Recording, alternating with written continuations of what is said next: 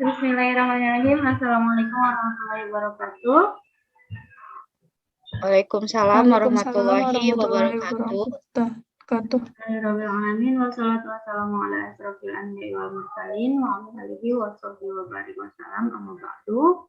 Praise and gratitude we pray to person of Allah Subhanahu wa Ta'ala who has given you healthy blessing, and so that we can carry out today activity. And then for today is a presentation about designing a course, and the point is setting objective and syllabus components. Then before the presentation, let me and my partner introduce ourselves. My name is Novita Sari and my partner name is Ratih Ratnasari from 7th semester class B, Faculty of Teacher Training and Education, English Department, Universitas Islam Nusantara. And then for the open this presentation, let's reading Basmalah together. Bismillahirrahmanirrahim. Bismillahirrahmanirrahim. And then for the first material will be explained by me. For the first is designing a course, setting objective. Designing a business English course is a matter of making a series of decisions based on the information gathered during a need analysis. Need analysis in last week, yeah.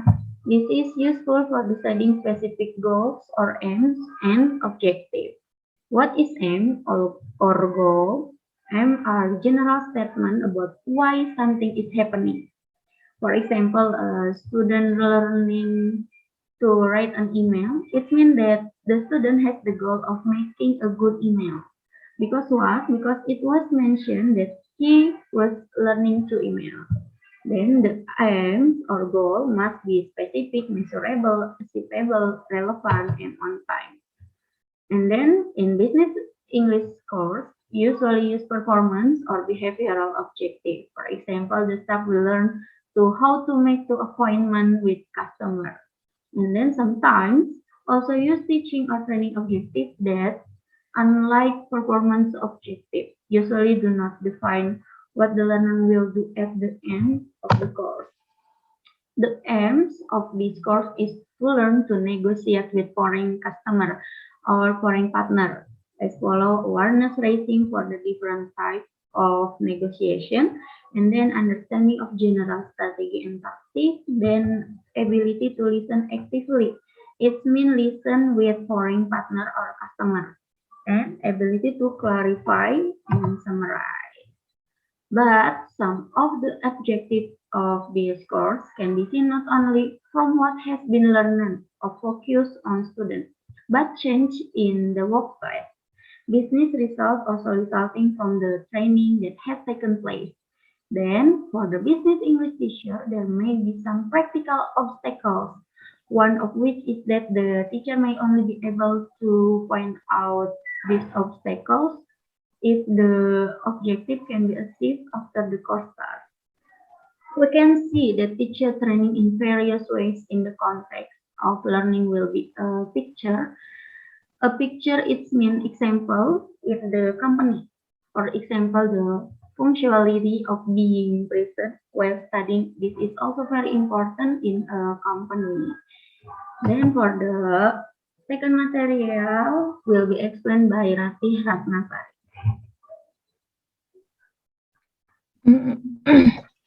Okay, next, syllabus components. Setting one key principle is that the syllabus should focus on the language need to perform a particular business task, not merely to talk about it. And syllabus component, most business English learners need to be able to communicate within a certain context. So the syllabus must reflect the discourse that the learner will face in the workplace. The learning must also be achievable in the time allowed. The syllabus provides structures that puts the selected language into orderly, manageable chunks with both the content and the order match to the learner and their situation. So next, thus, the syllabus will take into account not only what is to be learned, but also how it is to be learned. It will normally consists of a combination of the following component. First, grammar. Grammar include the word, so verb, pattern, and relative clause. So lexis, pronunciation, function, business skill, example like presenting, negotiating, telephoning, or socializing. So top learning strategies, situation like assisting visitors, checking into a hotel, in business, so running a meeting. There is also language skills, storyline, approach, and task. So next,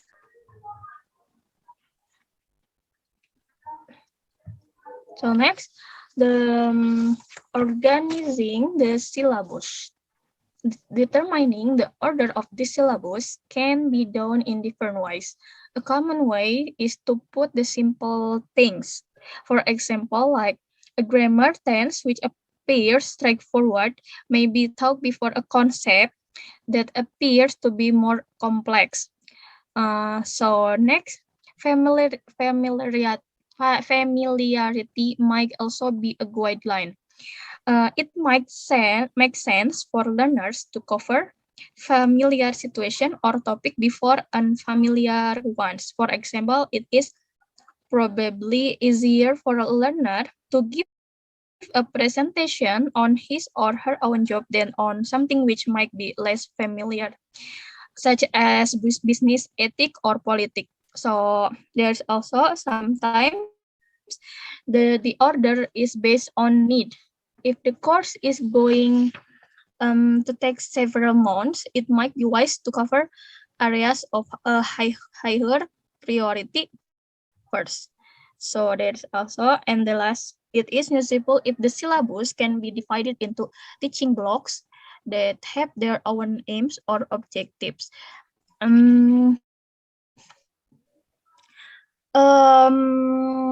And which can fit logically into the time available. Maybe enough.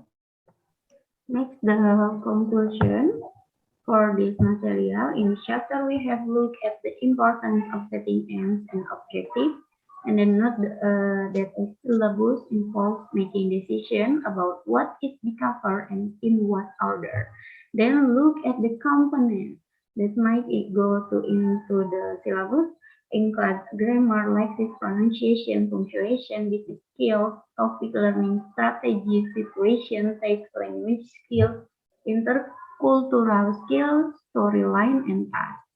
Then for the session, for question session and comment session will be sent in WhatsApp group. Okay, then that's enough for our explanation. Thank you for today and thank you for your attention. Maybe enough. You can send comment and question in WhatsApp group. Thank you. Assalamualaikum warahmatullahi wabarakatuh.